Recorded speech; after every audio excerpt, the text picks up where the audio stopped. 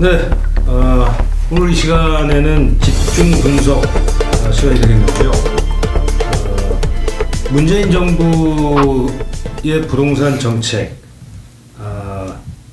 이제 한 7개월 정도 시간이 좀 지났는데 정말 요즘 참 말도 많고 탈도 많고 정말 대한민국이 아주 부동산 문제로 시끌시끌 들썩들썩 뭐 그야말로 난리가 아닌 것 같습니다.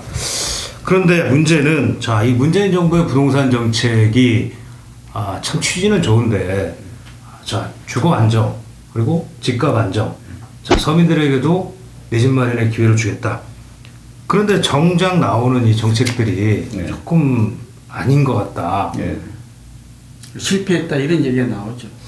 예, 제가 실패했다고 말씀드리기에 조금 아직은 좀 부담스럽긴 하지만 참 말들이 많습니다. 그리고 결과적으로는 이제 좀 너무 규제 일변도, 일단 두드려 잡자, 때려잡자, 그것도 강남을 때려잡자, 이제 이런 규제 일변도 정책으로 나가다 보니 과연 이게 계속 지속될 수 있겠느냐, 이런 과연 이 정책이 과연 지속될 수 있겠느냐, 이런 정책의 방향성이 정말 이거 제대로 가고 있는 거냐 라는 이제 수정이 필요하다.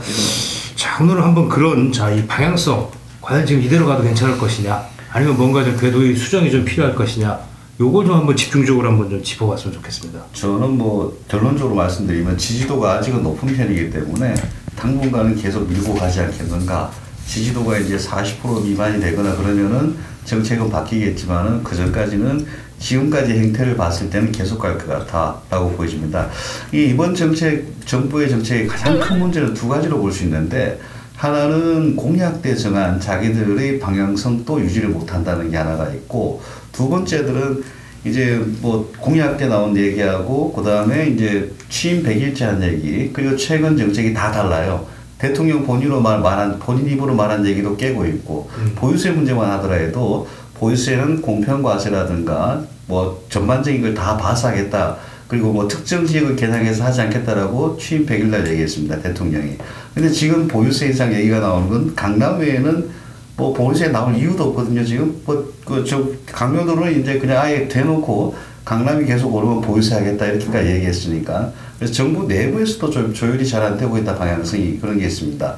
또 하나는 어떤 장관은 이렇게 얘기하고 어떤 장관은 이렇게 얘기하고 도대체 같은 정부인데 정부가 맞는지도 잘 모르겠습니다.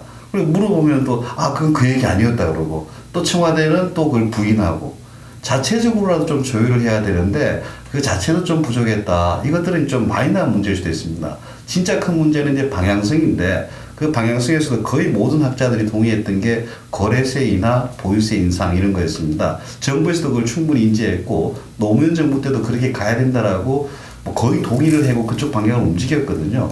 근데 처음 시작한 게 거래세 인상, 보유세 인상, 그리고 또 뭐 법인세도 이제 초거래 기업에 대한 인상, 소득세도 이제 고소득자에 대한 인상, 이건 거의 징벌적 부유세로 가는 것 같아요. 이제 이런 식으로 가다 보면 이제 과거에 성장세가 많이 꺾인 나라들, 뭐 아르헨티나라든가 프랑스 같은 경우에도 그랬고, 우리가 그걸 그냥 따라가는 게 아니냐. 그래서 그런 방향부터 다시 봐야 되고, 적어도 선진국에서 하는 것들을 좀 참조하고 선진국의 역사도 한번 같이 보고 해야 된다. 그리고 거시 경제에 어떤 영향을 미칠 것이냐, 지역적으로 어떻게 영향을 미칠 것이냐, 그리고 저소득층한테 어떤 영향을 미칠 것이냐, 이 세 가지에 대해서는 고민을 하고 해야 되는데, 이렇게 하면 될 것이다, 이렇게 하면 될 것이다, 안 되네, 그럼 더 센 거 한번 해보지, 이런 식으로 움직여왔던 것 같아요. 그래서 그런 것들은 굉장히 방향성도 문제가 있고, 지금 접근하는 태도, 정부 내부의 조율, 이런 것들도 문제는 좀 많다라고 보여집니다.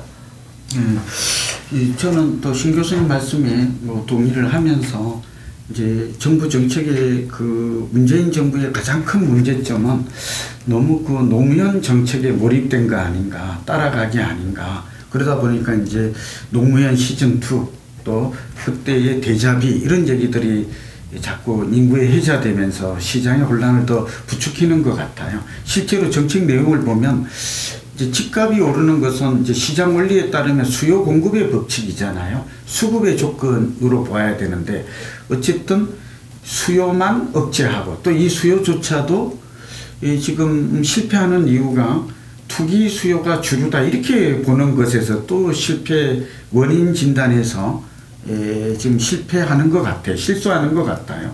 그러니까 이게 지금 투기 수요냐 이게 실수요냐의 구분이 굉장히 애매하잖아요. 이걸 또 실제로 알기도 어렵고.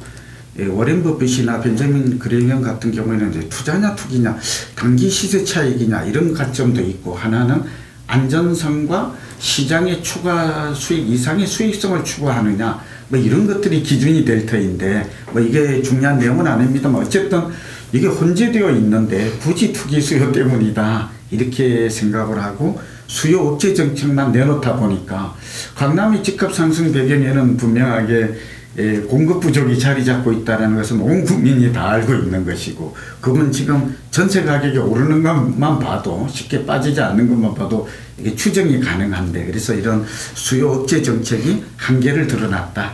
저는 정책이 뭐 완전히 실패한 건 아니지만 절반은 실패했다, 이제 이렇게 중간 평가를 내리고 있고요. 그러다 보니까 여기 이제 시장 참여자들이 정책을 신뢰하지 않는 것 같아요.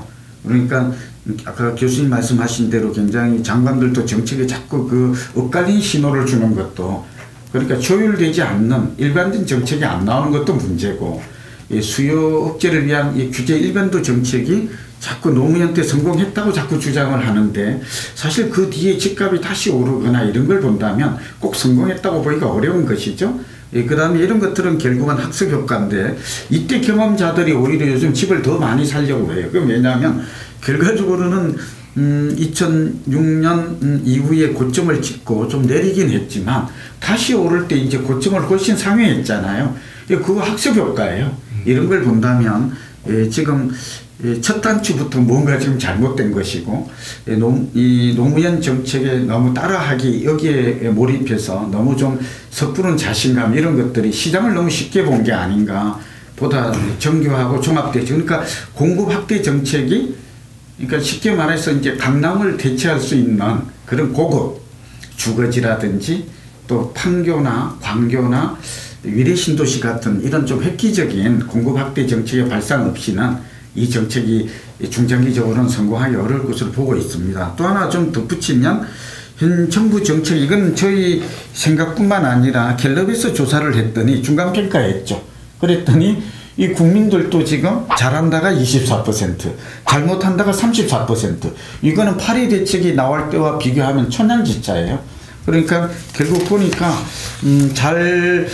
지지 긍정적 평가는 20%포인트나 줄었어요. 그러니까 굉장히 줄었고, 부정적 평가는 오히려 11%가 증가했거든요. 이런 것들은 지금 이 대통령을 비롯해서 김현미 장관도 그렇고 앞으로 지금 정책을 수정하는 데서 귀담아 들어야 될 부분이 아닌가 생각합니다. 저는 이제 시장 진단 자체가 이제 일부는 맞았고 상당 부분 틀렸다라고 보고 있습니다. 시장 진단에 맞는 부분은 뭐냐? 지금 이 부분이 이제 과잉 유동성, 금융위기를 극복하는 과정에서 굉장한 유동성이 풀렸기 때문에 됐다. 이건 맞는 얘기예요. 그래서 이제 그 유동성이 풀렸을 때 부동산이나 이런 실물 자산이 상승을 하는데, 그 상승에 대한 진단은 좀 많이, 처방은 좀 많이 잘못됐다라고 보여집니다. 물론 원인은 잘 진단했지만은 처방 자체는 문제가 있다. 그 원장님은 이제 공급을 얘기하시는데, 공급 부족이 뭐 상당히 중요한 얘기긴 합니다. 그래서 전 세계적으로 그 대도시 지역의 특히 고가 지역은 폭등하는 양상을 보였어요. 근데 그런 중에서 중국이나 뭐 일부 동남아 국가를 제외하고는 어떤 지역 집값을 잡기 위해서 뭐 세제, 대출 규제 이렇게 한 나라는 없습니다.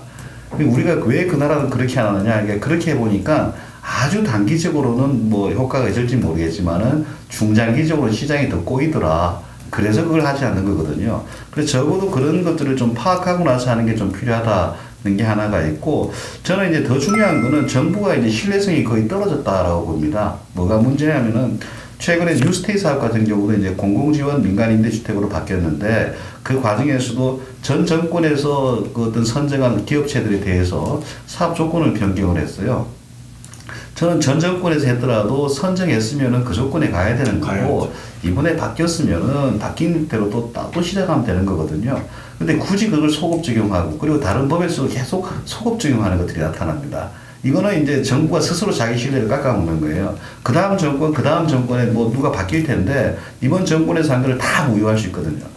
그래서 그거는 정부가 적어도 하지 말아야 할 마지막 그건데, 그것까지 좀 깨서 이제 뭐 이제는 정부에 대한 신뢰 같은 것들이 거의 사라졌다. 그리고 이제 강남에 대해서도 이제 굉장히 지금 투기가 몰린다 그럴까요? 투자가 몰린다 이런 것들은 이 정부가 얘기했던 거 10년도 그 다음 정부에서는 다 무효를 할 수도 있다 소급으로 이런 제지도 나올 수 있습니다.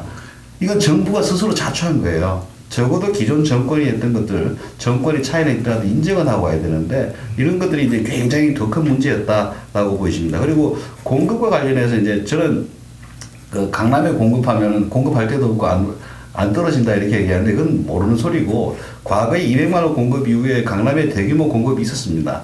그게 이제 뭔가 하면 2008년 1월에 잠실에 이제 한 2만 원 정도가 입주한 적이 있어요. 그때 한 6개월간 강남 집값이 출렁거리고 빠진 적도 있습니다. 그래서 그리고 이제 그 최근에 그랜저 인과관계라고 뭐 검증하는 방식이 있는데 그 방식에 따르면은 성남이라든가 이런 지역에 주택이 대량 공급되면은 강남 집값은 안정성을 띄어요. 그 말을 유추한다면은 서울 강남에 인접한 지역 과천, 성남, 하남 이쪽에 대규모 그린벨트를 풀어서 공급한다면은 강남 집값은 상당히 오랜 기간 잡을 수 있습니다. 우리가 강남 집값이 안정된 거는 90년대 200만 원 공급했을 때 한 7, 8년 안정이 됐었고 그 다음에 이제 2008년 금융위기 이후에 한 7, 8년이 굉장히 안정적이었습니다. 그때 2008년 이후를 좀 예를 들긴 좀 좋진 않아요. 경제가 망가져서 그렇게 된 거 가지고 우리가 이제 앞으로 경제 망가지면 강남지가 잡겠다 이건 아닌 것 같고 지금까지 나타난 30한 1, 2년의 지표를 보면은 그때의 역사를 한번 되새겨보고 적어도 필요한 지역에 공급해야 된다. 이런 것들 학자들이 꽤 주장했습니다. 근데 지난 정권, 전전 정권, 이번 정권도 그렇고 2기 신도시라든가 신도시를 만드는데 여기가 가려운데 저쪽을 피가 나도록 그렇습니다. 필요한 데 공급해야 되는데 저기 40km밖에 공급을 해요. 뭐 그린벨트에 따른 뭐 시민단체 반발이라든가 이런 게 있긴 했지만은 그래서 결국은 이제 이쪽은 미분양이 나고 이쪽은 부족해서 폭등한 현상 이런 것들이 나타났거든요. 이제는 이제 수요 공급 그리고 거시 경제에 대한 효과, 섬유에 대한 효과 이런 것들은 반드시 짚어보고 정책을 좀 해야 될 것 같습니다.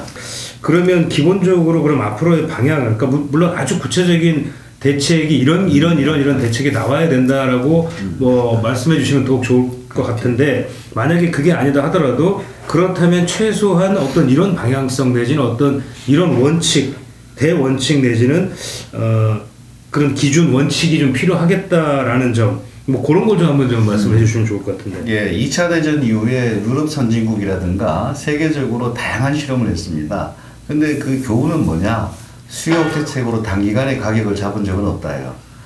정부가 하는 거는 꾸준히 안정적으로 계속 공급을 통해서 시장을 안정화시키는 거지.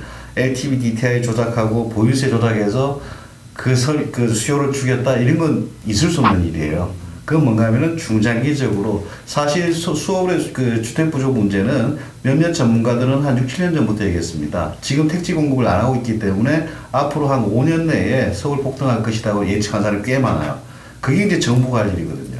중장기적 시각에서 거시 경제를 어떻게 운영할 거냐, 서민들한테는 어떤 영향이 가겠는가.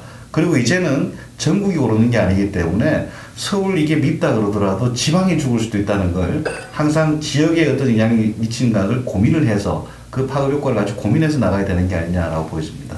지금 강남권 집값이 오르는 배경에는 저는 조금 다른 측면에서 보면 국민소득이 3만 불이 이제 됨으로 인해서 주거의 양적에서 질적 전환이 이루어지고 있다. 이 점을 좀 주목하고 싶고요.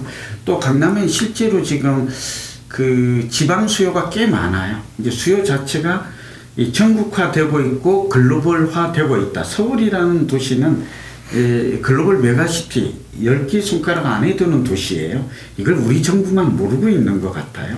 그리고 서울과 다른 도시 간의 문화나 우리가 인프라의 격차는 몹시 커져 있다라는 거. 이것들이 결국은 주거의 상향 이동이죠. 그러니까 소득이 높아지고 그렇게 되면 교육이나 문화에 이렇게 주거의 그 질적 요인을 좀 중시하는 이동이 그러니까 상향 이동. 살기 좋은 곳으로 이동하겠다는 것은 그거는 인지상정인 거거든요. 그런 점에서 저는 세 가지를 좀 대안으로 내놓고 싶은데요. 하나는 서울의 인구는 감소하지만 이것도 전월세가 많이 올라서 경기도나 인천으로 약 50만, 55만이 인구가 빠져나가는 현상인 거거든요. 이걸 비자발적으로 봐야 될 거. 결코 수요가 감소하지 않아요. 두 번째는 잠재 수요가 몹시 커요. 그 다음에 실제로 매수자들은 자녀들이 잘되면 전부 다 교육이 좋은 서울로 보내기 때문에 지방의 이 수요도 20% 이상이 존재해요. 이걸 자꾸 투기 수요 때문이다라고 자꾸 얘기를 하면 이건 해법이 안 나오는 것이죠. 그래서 저는 마침 정부가 도시재생 사업을 활발하게 하겠다니까, 빗길을 하겠다니까, 소규모 정비 사업을 하겠다니까, 이 강북 지역에 지금 뉴타운 재개발 사업이 활발하게 진행이 되고 있고 또 도시재생도 시행이 될 거잖아요. 이 지역에 강남이 똑같을 수는 없어요. 버금가는 또 강제로 학교를 이동하고 막 이럴 수는 없겠지만 그러한 노력을 단기적으로가 아니라 조급한 게 아니라 중장기적 계획을 차라리 세워서 꾸준하게 도시재생 사업은 10년, 20년 앞을 내다봐야 되잖아요. 근데 이 정부는 또 5년 안에 끝내려고 굉장히 조급할 거예요. 그런 것들이 지금 실패하는 것들이거든요. 그 다음에 이제 세 번째는 저는 좀 획기적 아이디어인데 저는 한강변이나 용산공원 같은 이런 곳에 저는 소형 15평, 방 2개짜리 환경이 좋고 신혼부부들이 살기 좋고 이런 곳에 저는 공원이나 이런 것도 중요하지만 이러한 국가 그러니까 한강변의 모든 곳에 집을 지으라는 뜻은 아니죠. 초고층에서 이런 것들의 대량 공급 또 그 다음에 제2의 신도시도 이제는 좀 생각해서 이런 공급 확대 계획 같은 것들이 나오는 게 바람직하다고 봅니다. 뭐 아마 이제 오늘 이 뭐 방송을 보시는 이제 우리 이 정책 담당자분들도 저희가 하는 얘기를 좀 뭐 이렇게 그냥 꼰대들의 얘기다 이렇게 생각하시지 말고 좀 더 귀담아 들으셔서 그리고 항상 그 정책은 좀 더 밑바닥으로 내려가야지만 제대로 된 그 정책이 나온다는 점을 좀 유념을 해주셔서 앞으로 뭐 비록 지금은 약간 좀 실패했다는 평가가 좀 많지만 뭐 아직 많이 남았지 않습니까? 4년 가까이 4년 넘게 남았기 때문에 충분히 저는 이 정부가 부동산 정책에서 성공한 정부가 될 수 있을 거로 잘만 한다면 자 지금이라도 방향을 제대로 잡아서 간다면 그렇게 되지 않을까 기대를 해보면서 오늘 시간 마치겠습니다.